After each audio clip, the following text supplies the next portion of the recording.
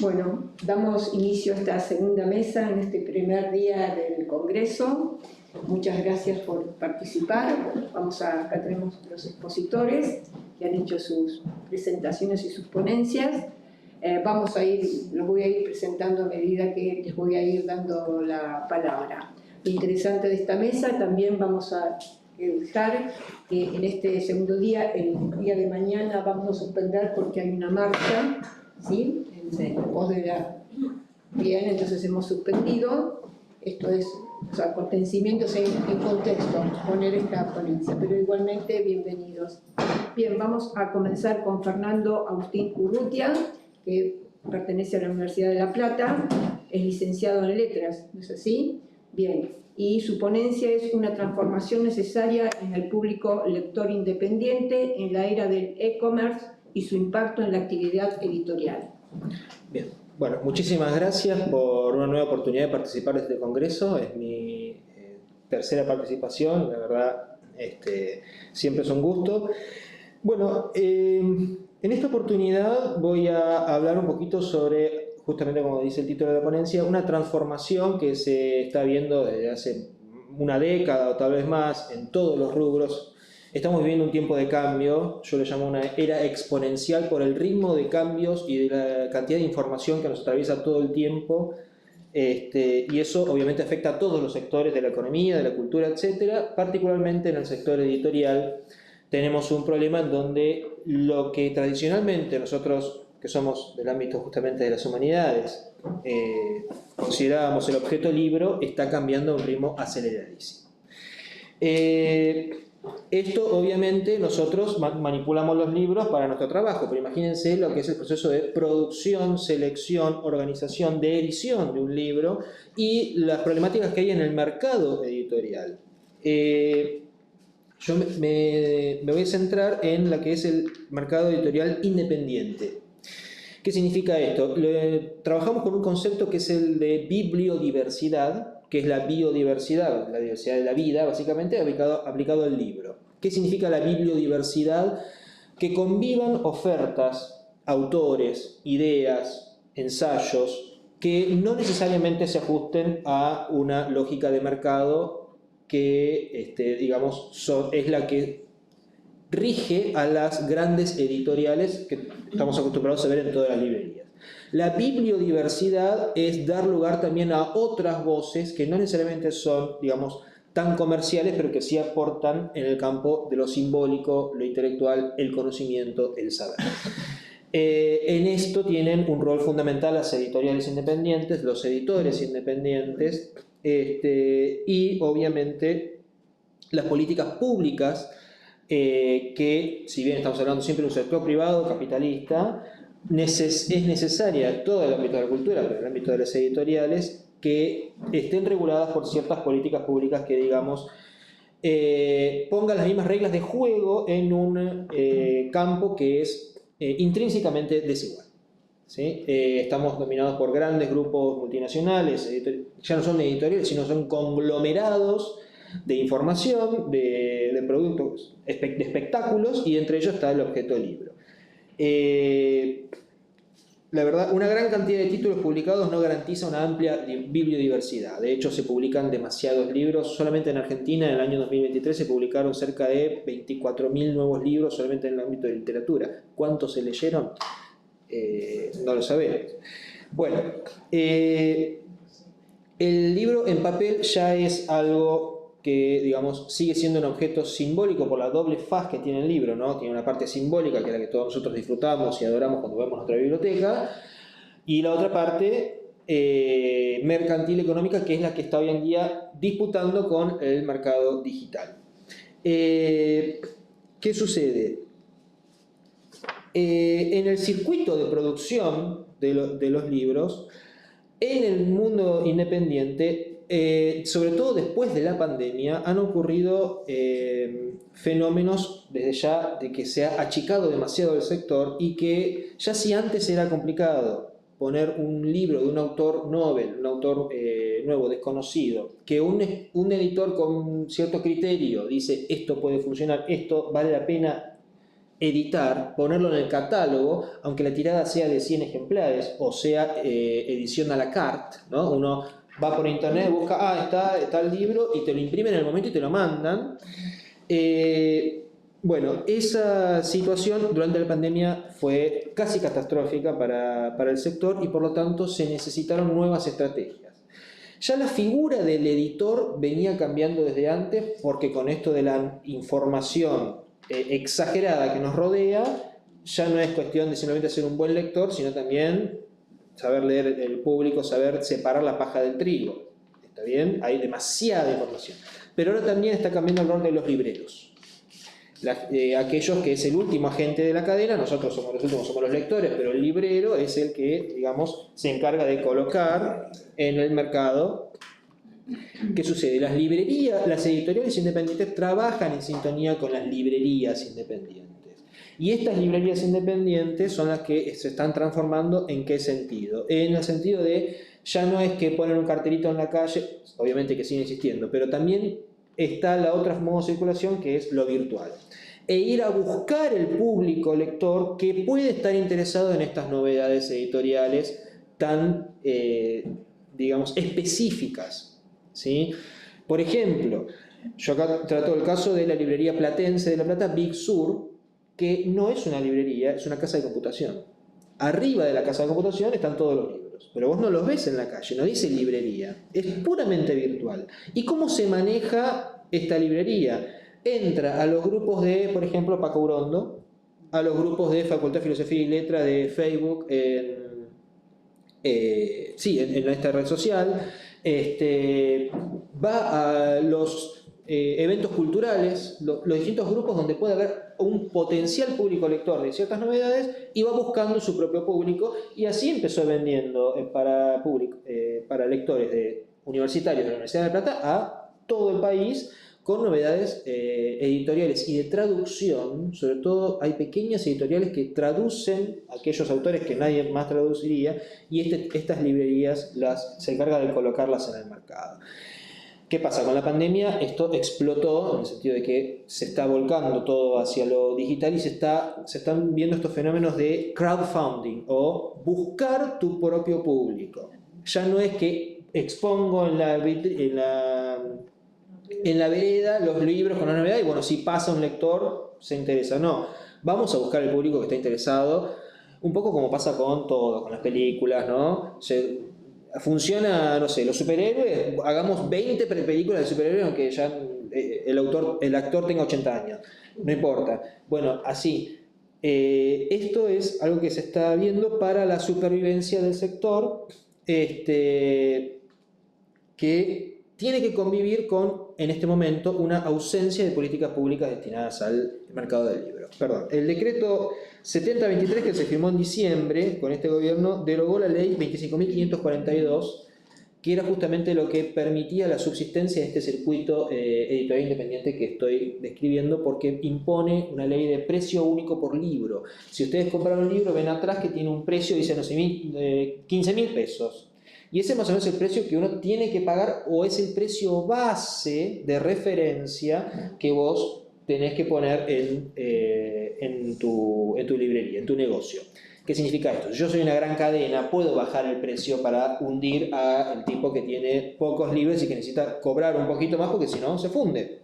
Bueno, con esto se iguala un poco la cancha y se garantizaba la bibliodiversidad y el sector editorial de cultura que está estudiado. Yo acá tengo citas, tengo un montón después si quieren, pero es estratégico para los estados, el sector cultural a largo plazo se ha estudiado que económicamente sí es rentable y además sirve como un factor de geopolítica y de prestigio de un país, de un estado, el campo de la cultura. Bueno, estamos en una situación, la verdad, bastante compleja en este sentido, pero bueno, como siempre, en toda acción hay una reacción, donde se vulnera un derecho siempre hay resistencia. Estas nuevas formas tecnológicas, antes en la editorial, ahora también en la librería, nuevas formas de circulación del libro, nuevos públicos, son algunas de las estrategias que se están implementando para justamente pasar esta situación y obviamente es una etapa más en un proceso de transformación del sector que estamos viendo desde hace ya varios años. Después respondo todas las preguntas que ustedes quieran. Muchas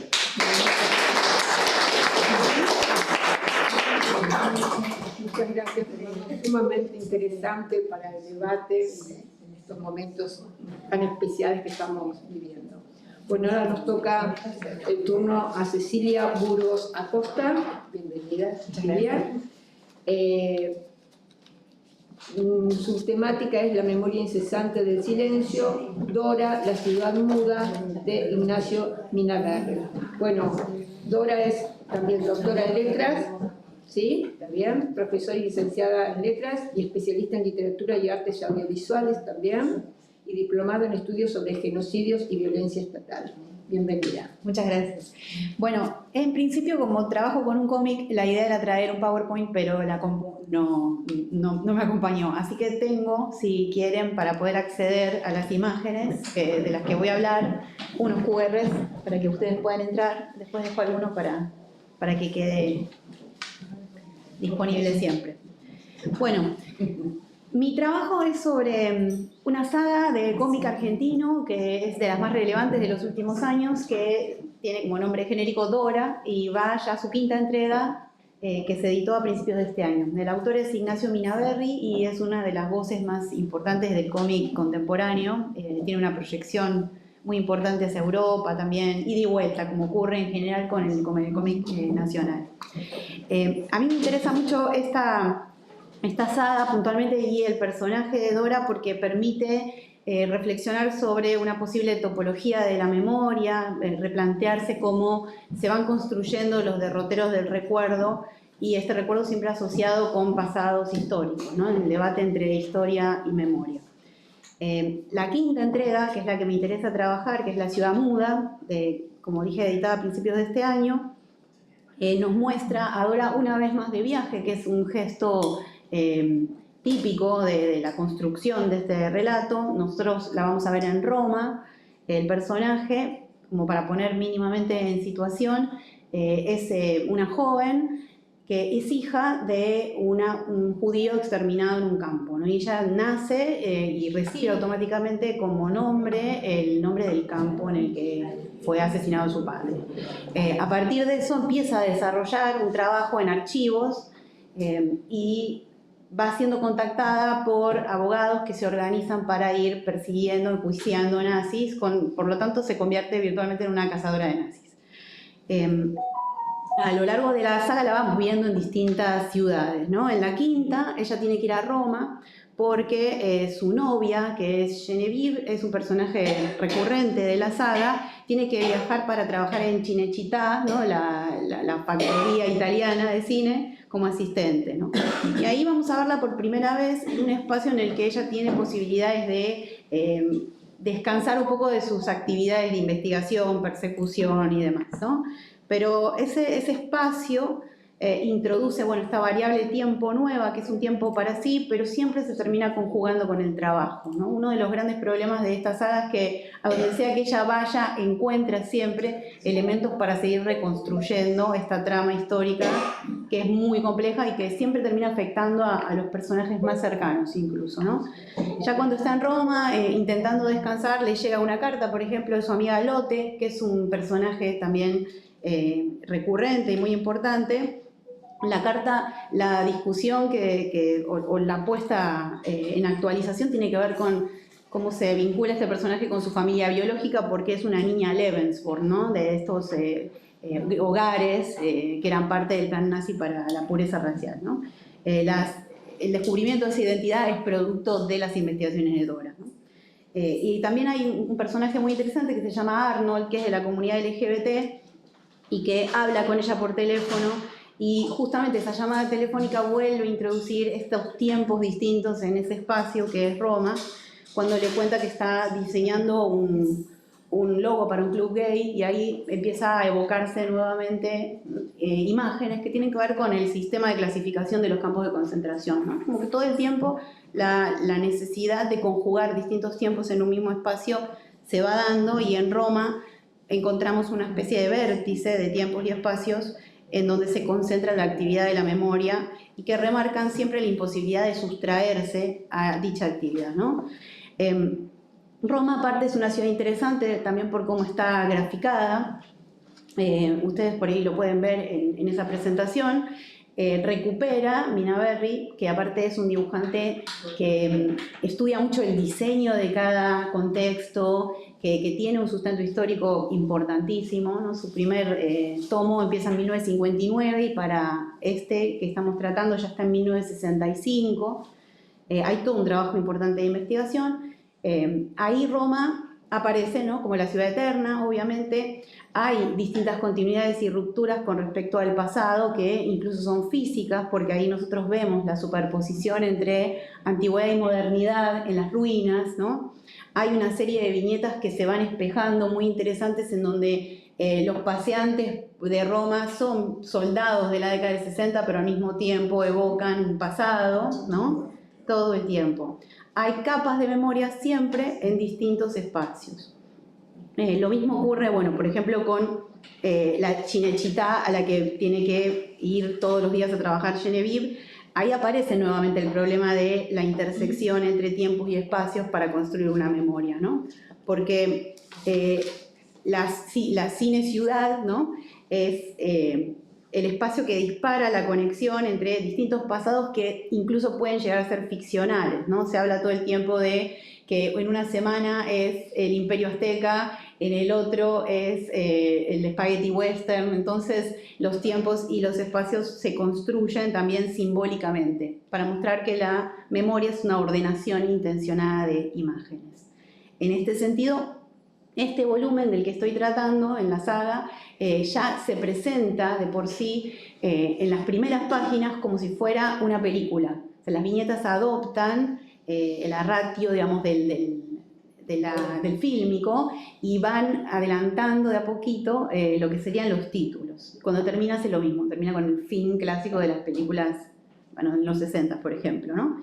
Lo que hay siempre, entonces, insisto, es esta dificultad para no ejercer ese impulso de llegar, de conocer el pasado, mejor dicho, que es propio de nuestro tiempo y que es lo que Enzo Traverso llama la reificación del pasado, ¿no? Una totalización que nunca está exenta de hacer de la memoria incluso un objeto de consumo estetizado, como hace, por ejemplo, la industria del espectáculo, dice Enzo Traverso, especialmente el cine, que es lo que acá termina siendo la premisa y al mismo tiempo un elemento con el que juega todo el tiempo la memoria, ¿no?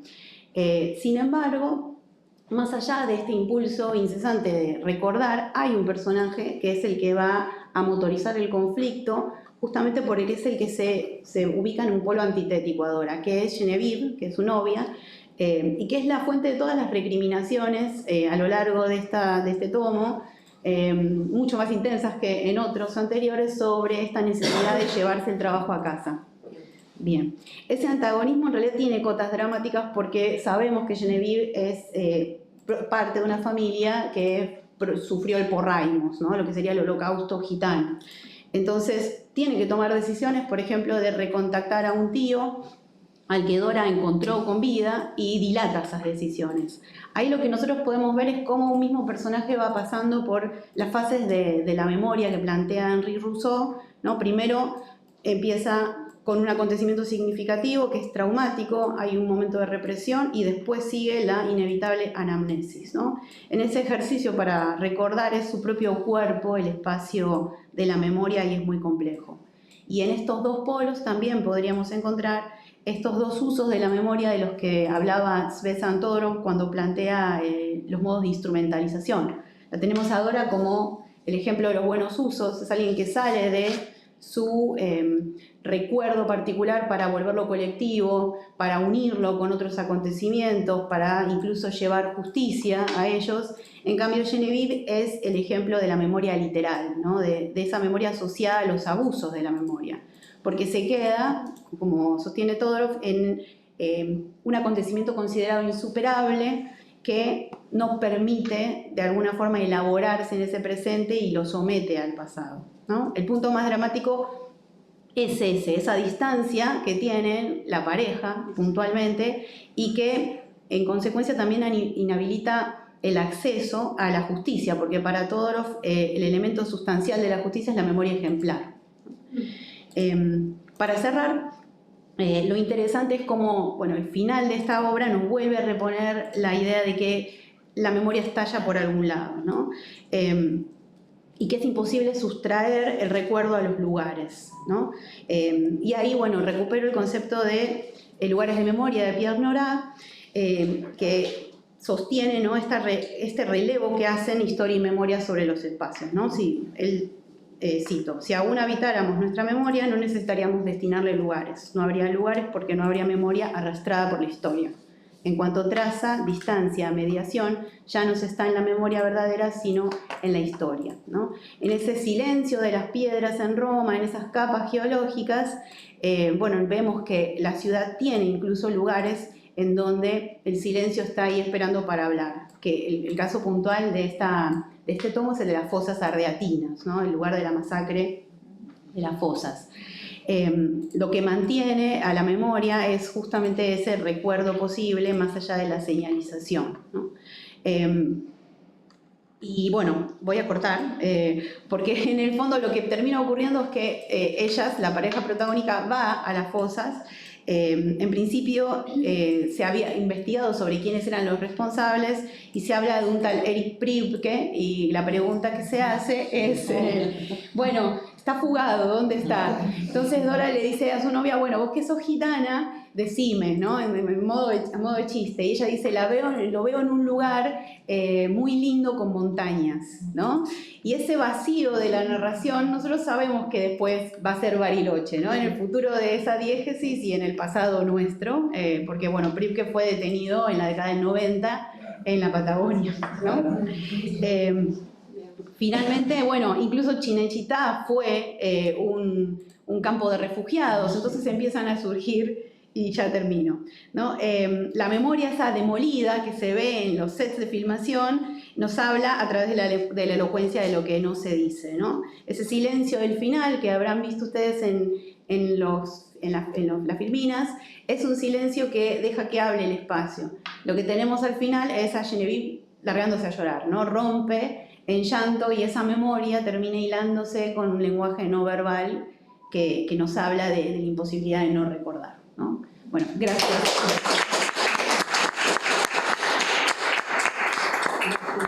Muy interesante. Bueno, ahora pasamos acá ahora vamos a cambiar la perspectiva pedagógica, muy interesante esto. Bueno, la próxima ponencia es Invasión Meme del entretenimiento al recurso pedagógico, y va a estar a cargo de María Florencia Ego, ¿sí? Bueno, profesora de filosofía, especialista en educación sexual integral y en didáctica, diplomada en conducción de instituciones educativas y en educación y diversidad. También es regente y coordinadora de una escuela de arte. ¿De cuál?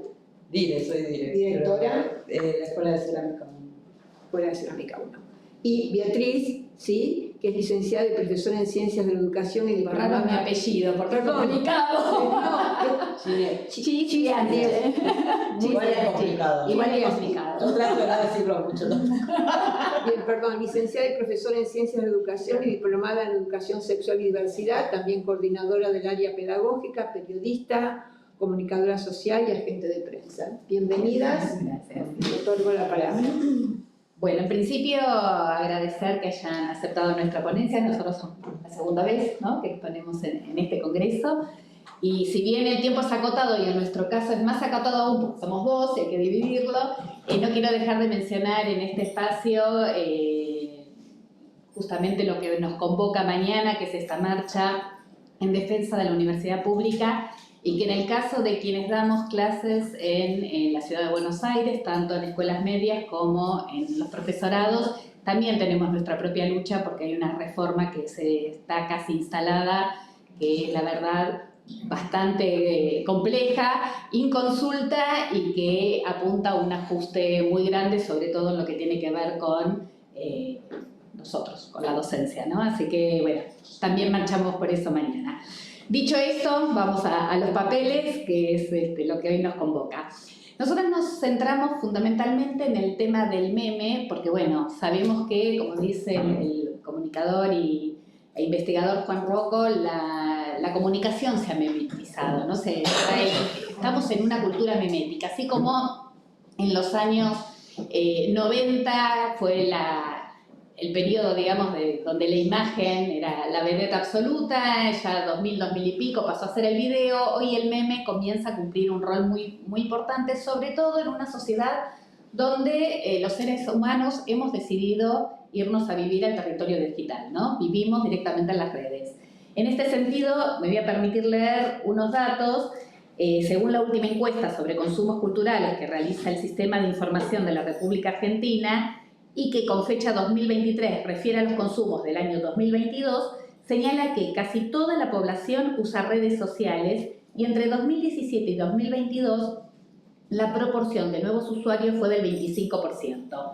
La presencia de WhatsApp es prácticamente universal, 92%, pero también son masivos YouTube, Facebook e Instagram. Las actividades más realizadas en redes son mirar publicaciones, compartir contenidos, reposteo y subir producciones propias.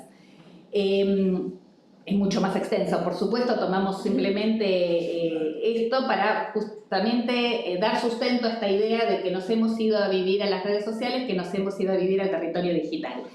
Y en este sentido, si bien los memes no son una creación actual, sino que datan del año 1976, que quien empezó a pensar en esta idea del meme es un biólogo que se llamó Richard Dawkins, que él en realidad escribió un libro que se llamaba El gen egoísta y cómo el egoísmo está instalado casi genéticamente en los seres humanos, pero él toma esa idea del gen, ¿no? Del gen como transmisor, del gen como reproductor, para justamente empezar a hablar de los memes. Toma la palabra meme de Grecia, etimológicamente proviene de Grecia, de una palabra que es mimema, que como digo yo no es la mamadera, sino que es justamente el tema de la imitación, ¿no es cierto? Del mimes. Del mimesis, exactamente. Entonces desde ahí es que aparece esta idea de meme, de la cual se apropia fundamentalmente las nuevas derechas, las alt-right, ¿no?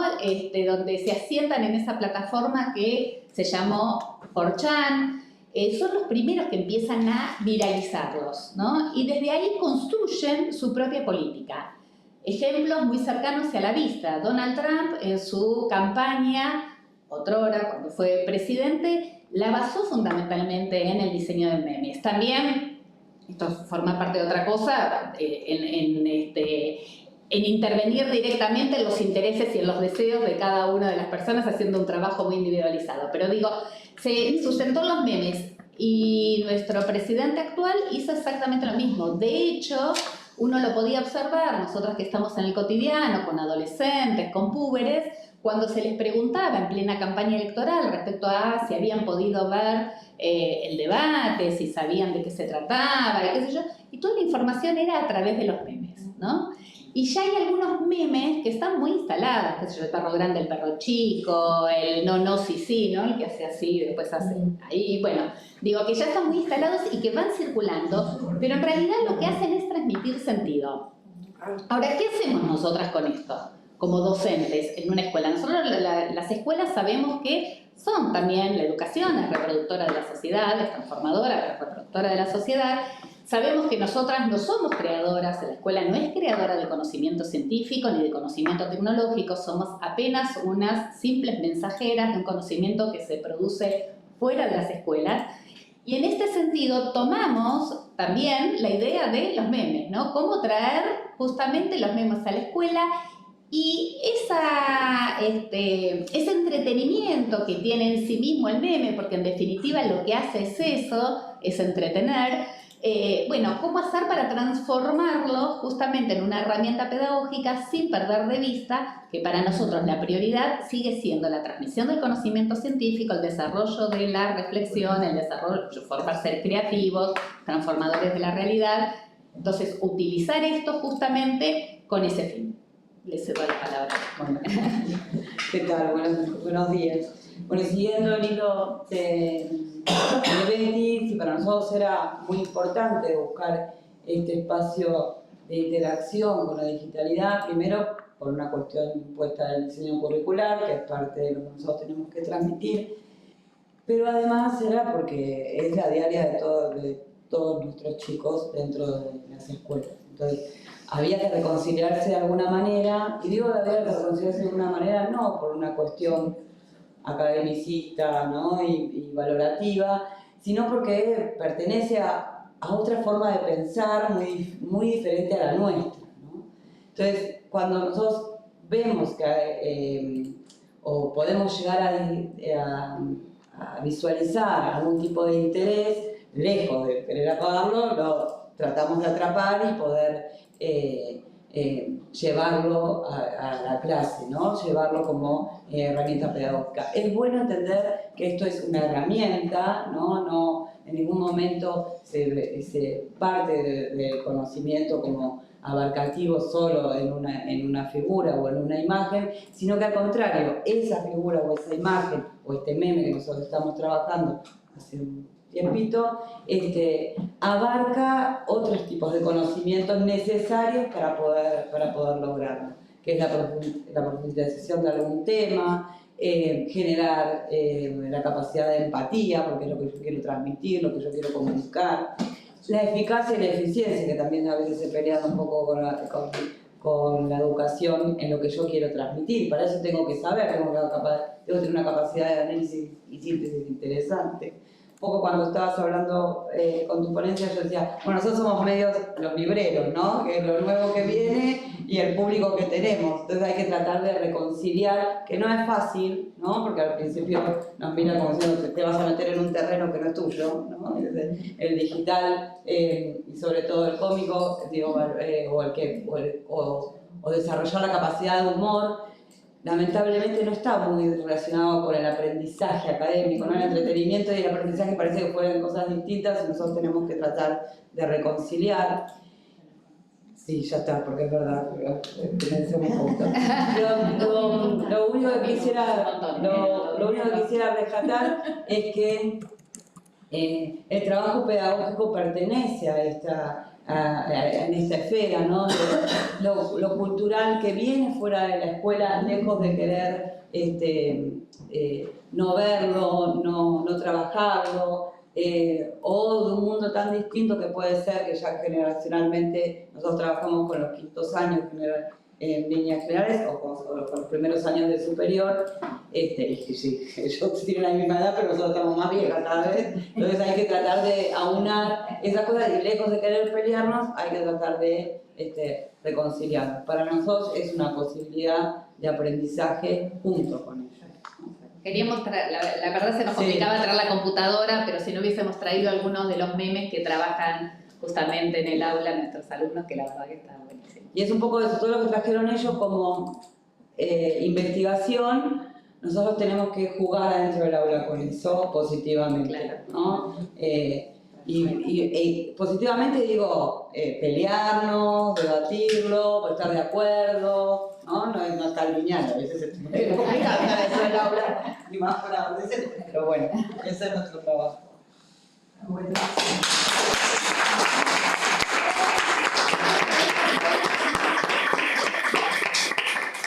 Bueno, ahora tenemos la instancia de poder ampliar esto de alguna pregunta o la temática o los cruces mismos que acá estamos abriendo, ¿no? Sobre lo que se ha expuesto en esta mesa tan interesante con diferentes perspectivas, ¿no? Como decimos esto desde la memoria, desde la comercialización, desde el género, desde esta bajada, cómo otorgar a estos nuevos instrumentos, ¿no? De esto de lo digital de nuestro mundo y poder apropiarnos y bajarlo a las aulas, que es ¿Alguna pregunta? Sí. Yo quiero hacer una pregunta. A ver, bueno, hace mucho tiempo nosotras, varias de las que estamos acá, hemos intentado hacerlo en las escuelas, eso que están haciendo ustedes, con los memes, con los trabajos, con celulares inventados que no los tuvieran en la mano, pero que se pasaran mensajes igual, que trataran de condensar, que trataran de escribir en emoticones.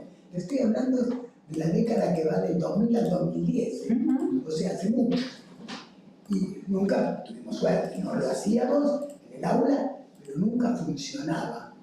Incluso intentamos editarlos en un libro, cuando terminamos de hacerlo ya estaba obsoleto. Ya estaba obsoleto. El sistema que habíamos utilizado no era digital, estaba todo hecho con fotocopia, no servía. Bueno, y y al final abandonamos la idea. Pero yo pienso, hoy en día, tomando en cuenta lo que comentaba Fernando, ¿qué pasaría con la edición de esas cosas que hacen los chicos? ¿Edición en formato de libro? Formato libro, digital o lo que sea, pero armados, juntos, no aislados, ni para corregir, ni como trabajo escolar, sumados. Como que En es un realidad trabajo que se hace. es un trabajo, sí, se hace. Quizás no hay tanto publicado desde los propios alumnos. Lo que sí hay... Eso es lo que digo yo. Le dijeron a los chicos que ese trabajo va a ir a la biblioteca de la escuela y a otros colegios, que ellos vean la salida, no solamente la entrada. Los chicos tienen la idea de que los profesores nos robamos los trabajos de ellos. No hacemos nada. Te lo aseguro. ¿Qué pasa? Te lo aseguro. Lo que sí, a ver, hoy existe algo que son las redes sociales y que son utilizadas, y son utilizadas también por las escuelas. Quizás ya no es el libro, es el video, en general todas las escuelas tienen su propio Instagram, que es lo que más se utiliza, o TikTok, y desde ahí se difunde muchísimo trabajo de las... Se difunde, pero no se concentra. Y bueno, lo que pasa es que ahí tendría que haber un trabajo ya que nos excede a nosotros, a nuestros roles docentes. Sí, yo digo pensando hipotéticamente. Sí, yo no lo pude, así que, y no pude cuando era más chico. Eso se podría hacer. Es imposible. Se puede hacer un trabajo de archivo con las redes de bibliotecas de las escuelas. Claro. Lo que se hace también en otras escuelas, yo trabajo por ejemplo en la cárcel y ahora se está haciendo publicaciones de escritos, no tiene que ver, pero es otro con lo que ella publica, en convenio con recicladoras de papel para hacer 10 ejemplares y el resto digitalizado y se va primero a un drive abierto al público. Por ejemplo, con el QR que vos trajiste y accedes al drive y ahí está y queda La ahí. limitación más grande siempre es si el público no puede acceder. Claro, bueno, pero ahora un drive. Después eso se podría hacer con cualquier tipo de página de edición digital, haces un PDF y el tema después es difundirlo. Claro. Lo difundís entre la comunidad educativa. Sí, yo tengo una pregunta, pero estaba antes Florencia, me parece. Sí, es justamente sobre este tema. Me quedé con la curiosidad sobre cómo se utiliza específicamente el meme en la clase. ¿Lo utilizan como disparador para dar un tema? O, no sé, es más producción de los alumnos. Y de las dos formas. Hay veces que vemos cosas que son muy interesantes para llevar a clase y a partir de eso se abre el debate, la reflexión, el análisis de conceptos, ¿no? ¿Cómo estamos, qué perspectiva tiene ese meme? Si hay una ideología de atrás, si no lo hay, si nos quiere instalar alguna necesidad, si no nos quiere instalar alguna necesidad, o hay algo direccionado. Y en otras oportunidades lo que hacemos es trabajar algún tema, tu tema es hermoso, nosotros género trabajamos mucho, nosotros trabajamos el tema de género en las afrodescendientes, por ejemplo, para nosotros trabajamos en escuelas de arte, además, una sensibilidad importante. Bueno, y a partir de todo un trabajo de investigación, de entrevistas y qué sé yo, se hacía un trabajo y una de las últimas consignas era la elaboración de un meme, donde todas se sintieron interpeladas también en eso, ¿no? ¿Y piensan que puede ser una herramienta también para la docencia universitaria? Sí. No me lo imaginé nunca realmente. Yo creo que sí, A mí me pero es parece... herramienta, ¿no? Es la excusa para llegar a un montón de otros lugares. ¿Sí? Solito no es nada y solito es peligroso. Claro. Es eso, es no olvidarse que es una herramienta más. Tiene que ver, digamos, que requiere de lectura, que requiere de la procesación de determinado conocimiento para poder de reflexión, de capacidad de síntesis, para poder expresar algo, pero es una herramienta pedagógica más. O sea, hay cosas que no las podés seguir, digamos, abandonar. No se puede memear todo. Claro, no podemos volver al mundo educativo un gran tema, porque a veces lo es. De hecho, quería preguntar. Tenemos 2 minutos. Bueno, un poquito más porque al escucharlos, además también lo que estaba pensando y un poco uniéndolo con lo de Fernando y con lo que trabajamos en los consumos en la cultura del consumo, mi pregunta va hacia la fragmentación, ¿no? Y un poco lo que hablaba Adriana tiene que ver con eso, ¿no? De alguna manera, sí, encontramos nuestra comunidad. En el caso que presentó Fernando, el algoritmo nos ayuda a, ¿sí? Pero cada vez es más fragmentado los accesos, porque bueno, para hablar como la mayoría que somos docentes, no nos pagan por editar, porque el trabajo de ustedes lleva, lo que hablaba Adriana, una edición, una reflexión, una puesta en circulación, que es lo que hablaba Fernando. En el caso de la historieta, en el caso de la temática, cómo es tomada, digamos, todas las discusiones presentes parecen ser discusiones que están siendo fragmentadas, existentes y fragmentadas en las redes, en las pantallas, en todos lados, ¿no? Esta era la pregunta, si hay alguna manera de poder evitar esa fragmentación exponencial, ¿no? Lo de mañana. Yo creo que diste en el clavo cuando mencionaste lo del algoritmo. El modo en que funciona el algoritmo es absolutamente inevitable que haya fragmentación en el universo digital. Me parece que donde se va a conjugar todo va a ser, por ejemplo, en eventos como el de mañana. Claro. Por ejemplo, en la escuela. Claro, exacto. En esos espacios que son los más reales y los a que nosotros estamos más acostumbrados por ahí, que vivimos la transición de una costumbre o una tradición a otra, ¿no? La tradición analógica, yo me acuerdo, por ejemplo, de rebobinar el videocassette, ¿no? Que era toda una experiencia, pues, si era muy larga la película tardaba como 10 minutos y ahora todo digital, ya ni te acordás lo que es un VHS. Bueno, esa transición ya está instalada. El tema es que el metaverso, como se le dice, tiene una lógica propia en donde en la realidad es fragmentada, es particular, hay particularismos. La comunidad nunca es en general, sino comunidad de lo que es parecido a mí, y se generan burbujas de información. Y la alt-right, quien mencionó, ¿qué sucede? 13 veces más rápido se propaga algorítmicamente una noticia difamatoria, una mala noticia o algo negativo que algo positivo o algo que científicamente comprueba que tal cosa. Y es tal el exceso de información que la información científica es usada como modo de verosimilitud para la fake news. Entonces, me parece que en lo digital no esperemos mucho. No, incluso volviendo al plano educativo, nosotros estamos haciendo otro trabajo con otro congreso donde hablamos que realmente la educación hoy está en disputa, porque la inteligencia artificial no se está disputando la educación, ¿no? Hay todo un menú a la carta que nos brinda el chat GPT con todo lo que implica eso, que pone en cuestionamiento a la educación tradicional, a esta transmisión de conocimiento científico, al interés, a qué sé yo. El generar comunidad no fragmentada es también estar presente. Por eso es tan importante lo de, simbólicamente y la imagen de mañana, ¿no? No solo, claro, no solo a través de una pantalla. Es el gran desafío, me parece, que tenemos a través. Todos los espacios donde se celebre la diversidad o se encuentre la diversidad es justamente lo contrario a lo digital. No es que en lo digital no haya diversidad, sino que toda la diversidad está fragmentada. Toda la diversidad fragmentada. Y no se tocan entre sí, o se repelen, o hay poco contacto o debate, poco intercambio de ideas. Por más que ahora en lo que es cultura de streaming y eso están... Hay porosidades. Hay porosidades, obviamente. Pero al final del día te das cuenta que ninguno convenció al otro de su punto de vista y se llevan alguna idea, pero sí.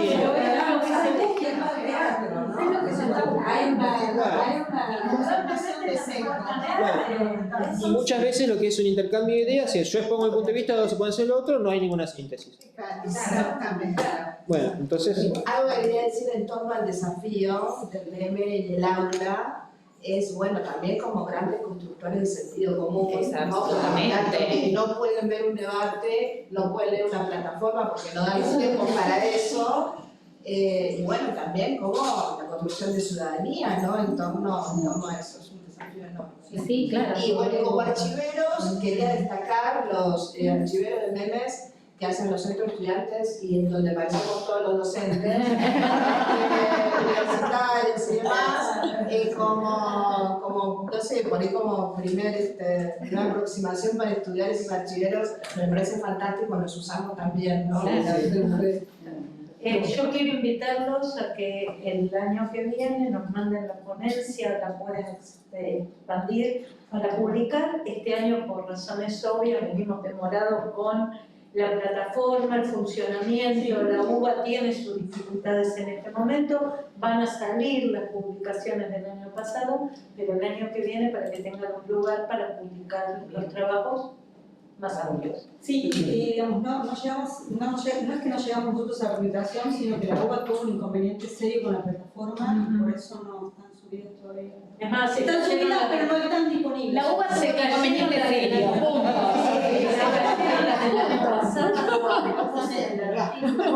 Por eso mañana vamos todos a salir a hacer. Muchísimas gracias.